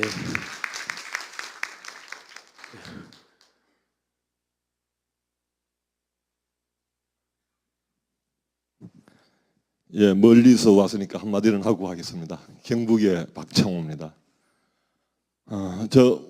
저는 뭐 우리 진보정의당은 이번 선거에서 우리나라 정당이 등록되는 정당이 몇 개인지 저도 잘 모르겠습니다만 그 많은 정당 중에서 가장 좀 참패했다. 저는 그렇게 생각합니다. 대가 없이 그냥 대선이 끝난 것이 아니라 가장 참패한 정당이다. 뭐 개인적으로는 좀 그렇게 생각하고요. 여기에서 이제 많은 분들의 토론을 들으면서 우리 당의 어떤 통일성을 높여내는 것이 참 중요하겠구나. 결국 우리가 참패할 수밖에 없었던 그 이유 중에 하나도 우리 당의 통일성이 너무나 취약했기 때문에 그렇기 때문에 이것도 선택하지 못하고 저것도 선택하지 못하는 어정한 상태로 그렇게 뭐 후보를 내고 또 후보 사퇴 뭐 하고 뭐 이런 여러 가지 과정이 결국은 그런 과정 속에서 나왔지 않겠나 하는 생각을 합니다. 아까 많은 분들이 안철수 현상 이야기하셨는데요. 저도 안철수 현상 잘 모르겠습니다. 근데 안철수 후보가 도대체 무슨 공약을 국가 경영에 대해서 어떤 비전을 이야기하셨는지 저는 제대로 듣지 못했습니다. 안철수 후보 많은 분들이 지지하고 했는데 안철수 후보 지지하는 분들 대체적으로 보면 정치적 무당파층입니다. 그 무당파층을 위한 공약을 가지고 우리의 비전을 만들어낼 수 있겠는가에 대해서는 저는 회의적입니다. 무당파층은 결국은 어느 쪽에서 흡수해 갈 수밖에 없는 그런 대상이다. 저는 좀 그렇게 보고요. 물론 정치계에 대한 열망이라도 안철수 현상을 가볍게 바라보자는 이야기는 결코 아닙니다. 그리고 저는 우리의 길, 진보의 길을 계속 가야 된다. 다만 진보는 좀 더 세련되고 내용적으로도 좀 많이 보완하고 충분해져야 된다는 생각을 좀 가집니다. 우리가 그런 내용을 가졌을 때 우리가 우리 후보 없이 문재인 후보를 지지했다 하더라도 그 문재인 후보의 빈 부분을 상당히 채워줄 수 있었을 텐데 우리는 그런 것 또한 채워주지 못했다 생각하고요. 뭐 조금 역사성은 다릅니다만 민주노동당 창당 이후로 진보는 무상교육, 부유세, 무상의료 이 정도 가지고 계속 반복적으로 써먹지 않았느냐. 이제는 그런 내용도 좀 더 다듬고 세련돼져야 된다. 아까 어떤 분이 이야기했던 성장담론, 우리도 거기에 대한 것도 이제 마련해야 되고 정말 집권을 위한 정당이라면 집권 플랜 그리고 국가 경영에 대한 그런 계획성, 계획 이런 것도 좀 마련해야 된다. 이런 생각을 가집니다. 복지 누구나 다 복지 좋아하죠. 그러나 보편적 복지 저도 절대적으로 동의합니다만 선택적 복지에도 저도 무조건 반대를 합니다만 근데 복지를 이야기하면 많은 국민들이 그거 어디서 무슨 돈으로 하느냐 이야기합니다. 저는 무슨 돈으로 할 수 있는 그걸 우리가 설명할 수 있어야 된다. 문재인 후보의 보편적 복지는 그런 설명이 없었다고 저는 봅니다. 예를 들어 예산을 어떻게 마련할 것인가 그럼 결국 증세로 이야기되는 부분들인데 증세를 한다면 자 연봉 1억 받는 사람들인데서는 얼마만큼 세금을 더 걷어야 된다. 연봉 2천만인 사람들은 세금을 어떻게 더 걷어야 된다. 아니면 소득이 재산이 얼마인 사람인데 얼마만큼의 세금이 더 증세가 돼야 되고 이런 구체성 있게 다가가야 되는 부분들이 있어야 하는데 증세 이야기하면 연봉 2천만 원 안 되는 연봉 1,000만 원도 안 되는 사람들도 아니면 자기가 세금 한 푼 거의 안 내는 직교세를 한 푼 안 내는 분도 두려움으로 생각합니다. 그런 부분들에 대한 설명을 우리가 해줄 수 있었고 그런 부분들을 채워주었다면 좀 좋았을 것 하는 소회 정도로 마치겠습니다. 예, 또 다른 분.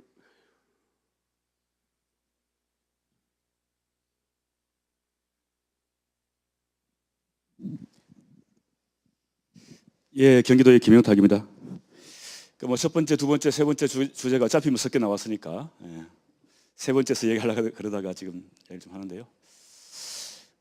먼저 그 대선 평가와 관련해서 좀 빠져 있는 게 있다 싶어서 좀 지적을 좀 하고자 합니다.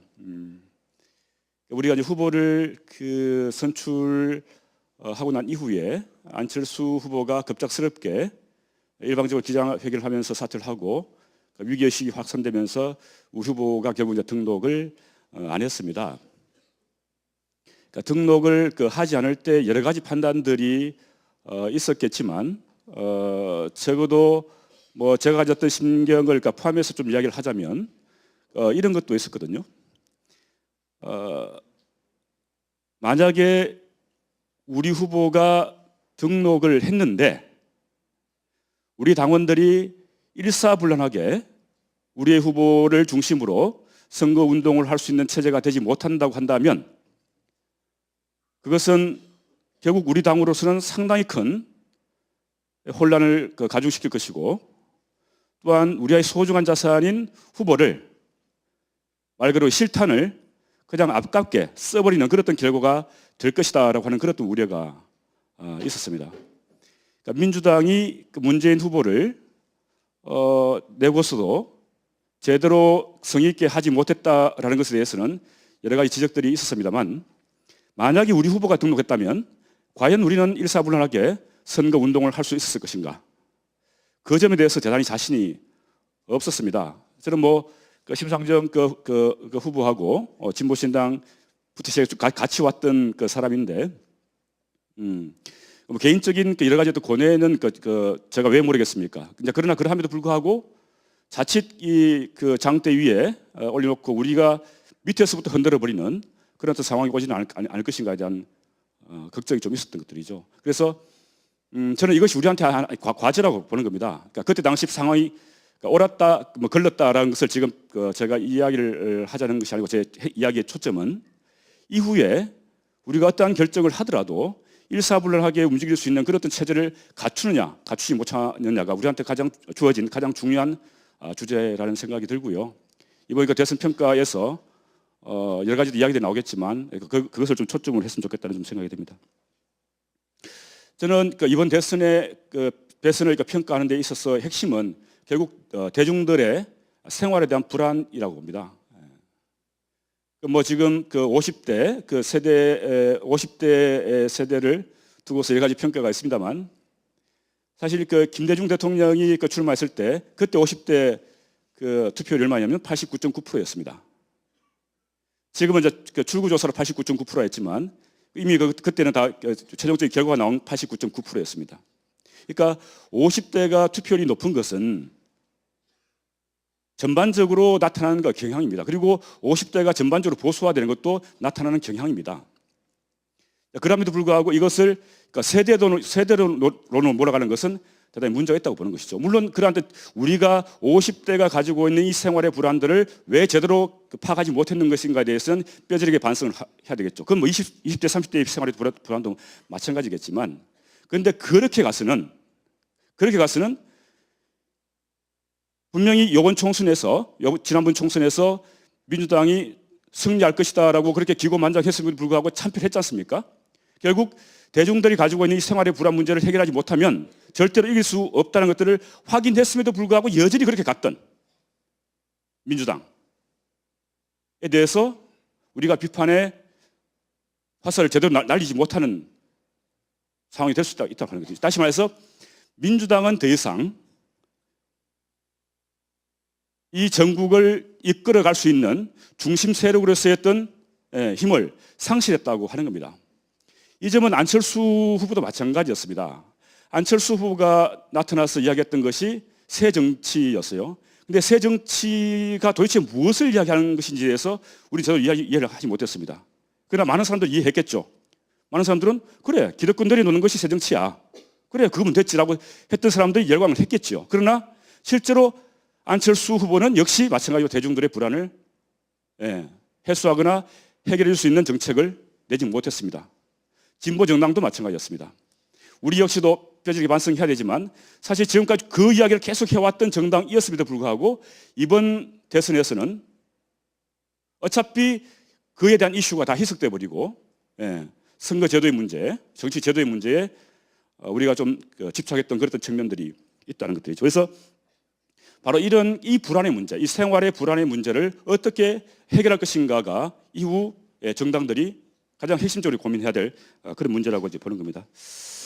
안철수 씨가 이제 오겠죠. 2월 달이 될지 3월 달이 될지 모르겠습니다만 와서 무엇을 중심으로 정치를 해나가려고 할지는 우리가 아직은 가능성으로만 이야기를. 근데 지금까지 행보로 본다면 역시 이제 정치 혁신을 이야기를 하겠죠. 그 정치 혁신의 내용이라고 하는 것은 결국 지금까지 행보로 본다면 기존 정치권들의 기득권을 내놓아라고 하는 것이 그게 이제 핵심이 될 거라고 봅니다. 그래서 결국은 뭐냐면 결국 이 정치 혁신이라는 것을 내면서 권력 투쟁이 벌어질 텐데 그러면 사실 민주당과 안철수 신당을 어떻게 만들지 모르겠습니다만 어쨌든 안철수 세력과의 어떤 그 싸움이 이제 벌어지게 될 텐데 제가 판단하기에는 그 싸움의 핵심은 어떻게 하면 이 중도층을 최대한 잡아낼 것인가가 될 거라는 거죠. 그러니까 민주당이 이번 대선을 통해서 철저하게 반성하고 혁신한다고 한다면 왼쪽으로 더 가야 되는데 안철수 세력과의 경쟁 때문에 그렇게 가지 못하고 중도를 놓고 싸움을 벌일 가능성이 상당히 높다고 하는 겁니다. 문제는 저희 진보정의당 같은 경우에 지금 항상 우리가 느끼고 있는 것이 존재감이 사라지고 있는 것다라는 것에 대한 불안감을 가지고 있는 거지 않습니까? 그러면 그 싸움의 틈바구니 속에서 진보정의당은 아무런 존재감 없이 그냥 뒤로 물러나 있는 그러한 저희 형국이 전개될 가능성이 상당히 높다라고 보는 것들이죠. 따라서 안철수 씨가 세력을 형성하기 전에 진보정의당이 해야 될 일이 대단히 많습니다. 저는 지금부터 정말 우리가 정신 차리고 있습니다만은 정말 제대로 정신 차리고 발빠르게 좀 움직여야 할 그런 시기라고 이제 봅니다. 그래서 우리가 6월달까지 제2창당을 하기로 했지 않습니까? 근데 믿었든 믿었지 않든 간에 제2창당을 6월달까지 한다라고 했던 그 구도에는 구상에 어떤 것들이냐면 진보 재세력들을 최대한 통합시켜내서 명실상부한 진보의 최대 대표 주자로서 선다라고 하는 것이 지금까지 했던 그 구상이었다고 봅니다. 그런데 현실은 짚어보면 아시겠지만 그렇게 될 가능성이 별로 보이지 않습니다. 좌파 세력들 우리하고 함께 하겠습니까? 예. 진보신당이 지금 우리하고 함께 하겠습니까? 예. 민주노총이 지금 중심을 가지고 노동정치를 새롭게 할 텐데 진보정의당과 함께 하겠다라고 이야기하겠습니까? 별로 그런 가능성이 없다라고 하는 것들이죠. 그러면 결국 제2창당의 핵심은 세력연합으로서의 제2창당이 아니고 우리 스스로를 혁신하고 우리 스스로를 쇄신한 의미에서의 제2창당이 될 수밖에 없다고 합니다. 이걸 인정해야 된다고 봅니다. 지금까지 진보정당이 취해왔던 전략이 3분할 전략이었습니다. 뭐냐면 보수, 민주, 그러니까 갈로치고 자유죠. 그리고 진보. 이는 3분할 전략이었습니다. 저는 이제 3분할 전략을 폐기해야 된다고 봅니다. 3분할 전략은 그러니까 이것이 대단히 수세적이고 방어적이라는 의미에서만 그런 것이 아니고 이미 민주당이 저렇게 더 이상 우리가 기대할 수 없는 이거 3분할 전략이라는 것은 일정 정도 힘을 가질 때까지는 동반성장한다는 그런 전략이거든요. 이제 그런 전략을 취해야 될 이유가 사실 없다고 이제 봅니다. 예. 없고, 그러니까 현재 집권 정당인 새누리당과 대항하는 정당을 우리가 추구하고 가야 된다는 겁니다. 지금 당장에 우리 실력과 세력이 있냐 없냐는 중요한 문제가 아닙니다. 어떻게 전략 목표를 설정하고 갈 것인가가 상당히 중요하다고 하는 것들이죠. 자꾸 이게 3분할 전략을 하다 보니까 그럼 보수, 자유, 진보를 해야 되니까 진보 세력을 계속 묶어야 된다고 하는 이 강박관념에 우리가 빠져 있는 겁니다. 그죠? 좌파 진보 정치를 합치지 못하면 뭔가 우리가 안 되는 것처럼 뭔가 그 속에서 대표 주자가 돼야 되는 것처럼 진보 내에서의 대표 주자가 돼야 되는 것처럼 우리 스스로를 자꾸 발목을 쥐고 있다는 것들이죠. 저는 탈피해야 된다고 봅니다. 탈피해야 되는 겁니다. 그리고 이제 그런 거요. 그러면 이제 그렇게 하기 위해서 어떻게 해야 될 것이냐? 저는 세력 연합으로서의 어떤 그 제2창당을 탈피한다고 한다면 결국 그것은 우리는 노선으로서 우리는 무엇을 추구한다라고 하는 그 노선으로서 대중적으로 정명받는 길을 택해야 된다고 보는 것입니다. 그래서 말하자면 대한정당이 돼야 된다는 거죠. 새누리당이 아닌 그럼 누구냐? 민주당 믿을 수 없어. 안철수? 글쎄 잘 모르겠어. 그럼 누구지? 예. 바로 그러한 대안을 제시할 수 있는 정당이 될 수 있도록 우리가 노력을 해야 된다라고 하는 것들이죠. 그런데 그 대안이라고 하는 것들을 지금까지 우리는 어떤 식으로 이해했냐면 하나의 주의로 환원시켜서 사회주의냐, 사민주의냐, 자유주의냐, 자유주의 중에서도 진보적 자유주의냐, 보수적 자유주의냐 이런 주의로 해야 돼요. 저는 그 주의 주장을 없애자는 얘기 아닙니다. 그런 주장을 할 수 있다고 봅니다. 그런데 중요한 것은 그 내용이라고 하는 것들이죠. 사회민주주의를 주장해. 그럼 사회민주주의 그 내용이 뭐지? 한국 현실 속에서 정착시켜야 될 그 사회민주주의 내용이 뭐냐? 사회주의다. 그럼 한국 사회에서 지금 정착시킬 사회주의의 그 구체적인 내용이 뭐냐? 이것을 가지고 경쟁을 해야 된다고 봅니다. 예. 그렇게 경쟁을 해야만 우리 당도 바로 쓰고요. 실제로 우리가 만들어 하는 그 대항 정당도 만들 수 있다고 봅니다. 논쟁을 바로 그런 식으로 우리가 끌고 나가야 될 책임을 우리가 가지고 있다는 생각을 합니다. 어쨌든 결론을 짓자면 어쨌든 이번 대통령 선거에서 나타난 것은 가장 핵심이 생활의 불안 문제였습니다. 이 생활의 불안 문제, 국민들이 대중들이 가지고 있는 이 생활의 불안 문제와 그리고 우리가 이 사회에서 실현시키려 하는 구체적인 그 내용을 노선 이 두 가지를 같이 결합시킬 수 있는 정당으로 우리를 스스로 혁신하고 쇄신하는 거기를 우리가 취해야 될 거라고 봅니다.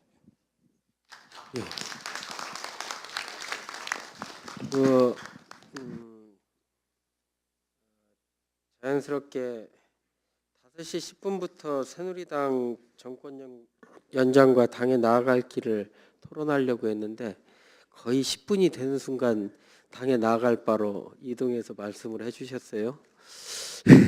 그래서 이제 대충 이 평가는 많이 말씀을 하셨는데 지금 다 이걸 나중에 한번 정리하고 다시 각급 회의단에서 여러 가지 이야기를 좀 회의를 하고 수기를 하고 또 지역으로 내려보내고 다시 또 토론해서 취합하는 과정을 1월 달에 다 할 겁니다. 오늘 지금 시작하는 토론이고요. 자연스럽게 넘어갔으니까 새누리당 정권연장과 당에 나아갈 길에 대해서도 의견들을 좀 제시하기 바랍니다. 네. 말씀하시죠, 대전.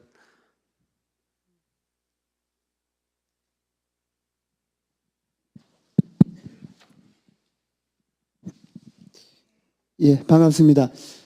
대구시당위원장 이원준입니다. 저는 저희 대구시당의 평가는 이미 자료로서도 제출했고요. 저희 대구에 이제 7순이 넘는 우리 과거에 정교조 활동을 하시던 당원이 계시는데 오늘 이 자리에 꼭 좀 말씀을 전해달라고 이렇게 보내오셔서 대구 달성에 있는 우리 이영희 당원님의 의견을 간략히 좀 말씀드리겠습니다. 먼저 이 선거에 대해서는 우리 이제 이영희 당원님은 져서 가슴 아픈 게 아니라 우리가 이제 제대로 싸워보질 못해서 가슴이 아프다. 이제 그런 말씀을 하셨고 전략 전술에 대한 평가에는 좀 동의하기가 어렵다. 우리가 지난 15년간을 되돌아봐도 전략 전술을 잘 세워서 우리가 승리한 것은 아니지 않는가 이런 이제 의견을 말씀해 주셨고요. 지난 1년을 보면 이제 저희 진보 정당들이 지리멸렬했고 또 민주당은 계속 선거만 했고 허송세월 하는 속에 박근혜는 이제 보수 총결집을 해서 100일이 넘는 선거운동을 했고 문재인 후보는 단일화에 매달리다가 실제 선거운동을 한 열흘 정도밖에 하지 못했기 때문에 그런 속에서 1,400만 표를 얻는 것은 거의 기적에 가까운 선거다. 그리고 표차는 이제 100만 표 정도 차이가 났지만 내용적으로는 완패한 선거가 아니냐 이제 이런 분석을 좀 해주셨습니다.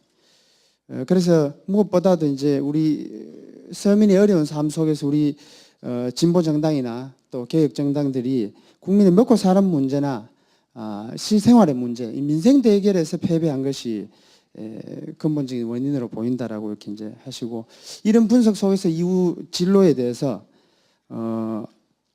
이제 정권을 잡지 못해도 할 일은 너무나 많고 또 5년을 기다린다 이런 생각을 할 것이 아니라 당장에 있을 이제 보궐선거나 또 지방선거 또 뭐잖아 또 총선도 있고 이런 선거들을 저희 진보 정당이 지금부터 차근차근 준비를 해야 되고 너무 반성만 하고 있어서는 안 되지 않느냐.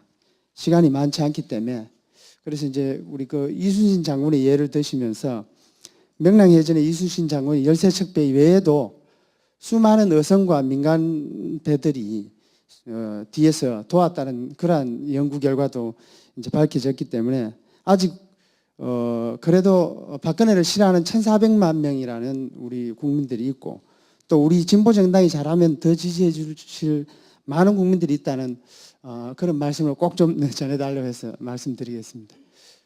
그리고 이제 간단하게 저도 한 2가지 정도만 좀 말씀을 드리면 저는 이제 이번 대선이 이런 결과로 나와서 결과론적인 얘기입니다만은 저희 진보 정당이 특히 진보 정의당이 이렇게 전국적인 토론회도 하고 심각하게 받아들이고 우리 진보가 다시 한번 성찰하고 또 앞으로 나아갈 길을 모색해 보는 것 이것이 어쩌면 큰 성과 전환점이 될 수 있을 거라고 생각합니다. 그런데 이제 높아심을 말씀드리면 다만 아까 앞에서 몇 분이 말씀하셨는데요. 부정선거 문제, 개표의 문제 이 문제는 우리 당이 저는 공식적으로 제기를 하지 않았으면 좋겠다. 이것은 경기에서 패한 선수들이 이제 심판 탓하는 것으로 비추고 그것이 저는 우리 국민들에게 진보 정당이 더 못난 그런 집단으로 인식이 될 수 있겠다. 좀 이런 생각이 듭니다. 그리고 이제 토론이 이후에 당에 나아갈 방향으로 좀 전환이 되어서 드리는 말씀인데요. 현재 지역에서도 당원의 입당 사업들을 벌이다 보면은 진척이 잘 되지 않는 게 현실입니다. 그래서 이제 많은 당원들과 이야기를 나눠보면 당의 이후 진로에 대한 명확한 전망이 없기 때문에, 확신이 없기 때문에 어디 현장이나 이렇게 주변에 가서 입당을 권유하기가 대단히 어렵다라고 이야기를 합니다. 그래서 저는 이 문제가 지금에 있어서 여러 가지 이후에 우리 당이 나아가는 데 있어서도 심각한 문제라고 봅니다. 그렇게 당의 조직 기반이 대선을 거치면서도 이렇게 확대가 되지 않고 이 상태로 간다면 2단계 창당도 대단히 멀어질 수밖에 없을 것 같습니다. 그래서 우선적으로 여러 가지 방안들이 있겠지만 저는 우리 당의 지도부와 책임 있는 분들이 정말 이 진보정의당에서 뼈를 묻고 진보 정치를 여기에서 뭔가 만들어내기 위해서 10년, 20년 보고 여기에서 정말 혼신의 힘을 다하겠다는 이러한 입장들을 또 그러한 어떤 뭐 과정이나 이러한 것들을 좀 제대로 만들어서 현장에 있는 당원들이 정말 이 당의 전망과 미래에 대해 확신을 가지고 주변에 입당 사업을 할 수 있도록 또 다시 진보 정당을 만들어 가자는 그러한 활동을 할 수 있도록 좀 해주셨으면 하는 바람입니다. 이상입니다. 예, 말씀하십시오.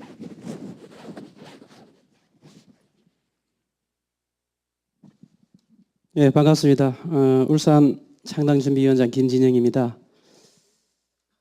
여러 가지 평가를 받는데 저는 개인적으로 우리 정당이 진보정당이 통합진보당이 박살나가지고 아까 노회찬 대표님 잠시 언급을 하던데 이삿짐 사들고 풀지 않고 나무 잔치에 도와주러 간 상태예요. 2달밖에 안 됐던 정당인데 저는 개인적으로 그렇게 큰 기대하지도 않았고 제가 민주노동당 10년 세월을 같이 하면서도 이런 선거 처음 봤었거든요. 그리고 나무 정당 도와주면서 뭘 그렇게 크게 기대하겠는가 이런 생각도 들었고 또한 진보적 정권 교체라고 나왔을 때도 아니 후보자가 민주당 후보자가 대통령 후보인데 진보적 정권 교체는 우리 생각이지 그 사람이 돼서 안 하면 어떡할 건데 그런 겁니다. 그래서 저는 단지 정권 교체를 통해서 우리의 요구가 조금 관철되길 그 정도 바랬을 뿐이지 뭐 큰 기대하지 않았다 이런 생각이 들어요. 근데 이번 선거를 보면서 저는 느낀 거는 특히 울산은 노동자 도시죠. 그 노동이 움직여야 사실은 선거가 되는 거예요. 아까 노동 중심성 이 부분을 약간 이제 견해를 달리하시는 분도 계시긴 한데 1,500만 노동자가 인연적으로 뭉칠 수 있는 그 조직이 노동자밖에 없는 거예요. 그렇게 큰 조직이.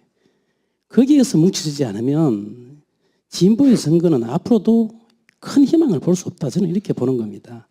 그래서 이번 선거에도 보면 현대자동차에 4만 5천 노동자, 현대중공 2만 노동자 이 사람들만 잡아도 선거는 되는 거죠. 예를 들어서 고기 잡으러 갈 때 한 바퀴 쓰면 고기가 왕창 들어오는데 아니 흩어진 진보도 아니고 이런 부분을 공략하지 못하면 선거가 되지 않는다. 근데 이번 선거를 한 번도 못 해봤어요. 자동차 앞에서 선거운동 한번 하지 못했어요. 이게 뭐냐? 민주노총의 배타적 지리처의 영향력도 있긴 한데 진보의 분열이었죠. 그 분열 속에서 우리가 얻을 수 있는 것은 각자 노동자 대표 후보라고 나왔는데 뭐 두 분, 세 분이 막 나와가지고 설치고 있는데 아니 누가 정말 노동자 후보인지 어떻게 알아요? 판단될 수가 없는 거지 않습니까? 그러나 예전에는 민주노총에서 우리가 지지한 후보는 이런 조건에 이 사람을 지지한다. 이렇게 했기 때문에 현장에 뛰어들어가서 막 주장을 했던 거였다. 그런데 이번 선거는 노동이 실종된 어떤 선거, 이런 선거는 앞으로 우리가 노동 중심성의 진보 정당 이 부분에 정말로 한번 생각해 볼 문제가 아닌가 이런 생각이 들고요. 우리 이제 과도기 정당, 우리 정당이 나아갈 길 이 부분 잠시 여기 와서 생각을 해봤는데 뭐 늘 생각했던 부분입니다만은도 이게 이제 우리 본래 이게 진보 정의당이 과도기적 정당 이렇게 만든 거 아닙니까? 여러분들이 통진당 그 사태를 보면서 당원들이 너무 많이 탈당을 하니까 이제 머무를 곳이 없으니까 만들어졌던 거고, 또 그 속에서 우리 국회의원 7분이 나오면서 무소속으로 대선을 치를 수 없는 거지 않습니까? 그래서 이제 만들어진 게 우리 과도기적 정의당을 만들었는데, 저는 이런 생각도 했어요. 이 정당이 정말 우리 그 대중적으로 인기 좋은 우리 그 스타 의원님들 많이 나오셨는데, 여러분들 내심 그런 내 생각 같았을 겁니다. 혹시 통합진보당 빨갱이 소리 막 하는 통합진보당 깨져 나왔어, 정말 대중적으로 인기 있는 우리 국회의원들 많이 모시고, 또 암시적 잠재적 우리 정당의 어떤 권영길 뭐 강기갑 대표님도까지 같이 하니까, 혹시 저는 또 여론조사 보니까 8% 10% 막 올라갈 때 기분이 너무 좋아가지고, 아 됐다 이제 가능성이 있는가 보다 이렇게 생각도 했었어요. 근데 여러분들도 평가받고 싶었던 마음이 있었을 거라 저는 생각을 합니다. 그런데 이번 선거 결과를 보시면 나타났듯이 거의 뭐 전혀 존재감 자체는 없었고, 또 우리가 볼 때도 어떤 진보 진영 내부에서도 3당으로서 인정받지도 못했어요, 사실은. 그리고 또 언론들도 마찬가지고 3당으로서 존재 의미를 부여하지도 않았습니다. 특히 울산을 볼 때 더했고요. 자, 이런 상황에서 그러면 이걸 진보 정의당을 가지고 계속 갈 거냐? 저는 우리가 처음에 목적했던 대로 제 2단계 창당을 시작해야 된다. 그 속에서 필수적으로 따라가야 되는 게 노동이다. 이렇게 보는 겁니다. 그래서 지금 현실적으로 볼 때 민주노총이나 노동 단위들이 대동단결 어렵다고 저는 봐져요. 어차피 우리가 만든 과오입니다. 분열될 대로 다 분열되어 있는데, 그러나 이런 진보 대열에 뜻을 같이 하는 단위가 있다라면 일부라도 괜찮고 노동이 포함되었다는 제2창당을 해야 된다. 저는 그렇게 보는 거예요. 그렇게 해서 제2창당을 가속화시켜 나가면서 이게 이제 오번 대선에서도 봤다시피 이제 여러분들 이 정당을 가지고는 다시 끌어올리기 쉽지 않다. 통합진보당, 뭐 진보신당, 뭐 녹색당, 뭐 진보의 탈을 가지고 있는 정당들이 엄청 많기 때문에 불가능하다 이렇게 봐지는, 그렇게 해서 이제 메시지를 던진 거예요. 그래서 저는 6월 이전이 아니라 빠르다면 더 빨리라도, 어차피 다 노동을 대동당에서 다 같이 못 간다라면 빨리 해서 더 확대, 외연을 확대하면서 새로운 창당을 해야 된다. 이게 전제가 되고, 또 한 가지 제가 말씀드린다면 당명도 바꿔야 돼요. 진보정의당, 이번에 통합진보당이 그 약칭으로 정의당으로 진보당으로 바꿨어요. 울산에서 기자회견할 때 진보당 나간다고 합니다. 기자들마저도 얼마 전에 에피소드로 얘기하면 울산에 진보신당이, 우리가 원래 진보정의당이 굉장히 기자회견을 많이 했는데 진보신당이 기자회견을 하는데 신청을 했는가 봅니다. 그런데 진보정의당이 전화가 얼마나 많이 왔냐면, 왜 두 시대가 기자회견 하나 안 오냐고. 아니 이 정당이 지금, 그래서 저는 위원장으로서 모르겠다고 하니까 왜 당신들이 신청했지 않았냐는데 알고 보니까 진보신당이더라고요. 또 정의당, 통합진보당, 정의당. 도대체 내 자신도 헷갈리는데 국민들이 어떻게 진보정의당을 기억하겠습니까? 저는 바꿔야 된다고 생각합니다. 그래서 한 가지 더 첨언을 한다면, 저는 바꾸는 이 명칭이 지금 여기서 얘기한다면 민주노동당으로 돌아가는 게 맞다. 민주노동당. 어차피 조직 안 된다면 아니 인지도라도 있어야죠. 좀 그런 생각하고, 또한 권영길 대표가 본래 민주노동당의 상징적 인물이에요. 초창기에 노동을 대표로 해서 만들었던 상징적 인물인데, 만약 같이 할 수 있다면 도로 민주노동당을 가서 인지도를 높이고 그 속에서 우리 노동 형제들을 다시 끌어들이는 그런 작업과 함께 제2창당을 가는 게 맞지 않는가, 그런 생각을 해봅니다. 예, 이상입니다. 예, 잠깐만요. 예, 잠깐만. 지금 이제 7시까지 하면 한 1시간 반 정도 남았는데 시간은 지금 충분히 있습니다, 아직. 그런데 지방 내려가셔야 할 분들이 마치면 이제 바로 내려가게 되면 저녁 식사 시간을 놓칠까봐 저희들이 지금 김밥을 준비해서 지금 바로 뒤에서 대기하고 있기 때문에 잠시 김밥을 먹는 시간을 저녁 식사하는 시간을 드리고요. 그 사이에 의견들을 좀 준비하시고 간단하게 다시 시작하면 이제 이미 무엇을 할 것인가 이걸로 좀 넘어가 있는데 간단한 발제도 할 겁니다. 말하자면 사실 현실적으로 우리가 어떤 정당을 만들까 진보하면 이제 야당이 진보가 돼 버렸어요. 야당 전체가 그래서 진보 우리가 가져야 할 진보의 정체성이 무언가라도 좀 고민해 보시고 의견도 나눠 보시고 우리의 진보의 내용을 갖고 분명하게 어필할 수 있는 그런 정당으로 나아가는 길까지 한번 잠깐 고민하는 시간을 갖고요. 그러면 한 20분 정도 드릴게요. 많이 드렸으면 좋겠는데 한 20분 드리겠습니다. 50분까지 식사하시기로 하겠습니다. 예, 그 아까 접수하셨던 데 있죠? 거기 가시면 김밥을 하나 드릴 겁니다. 예. 김밥을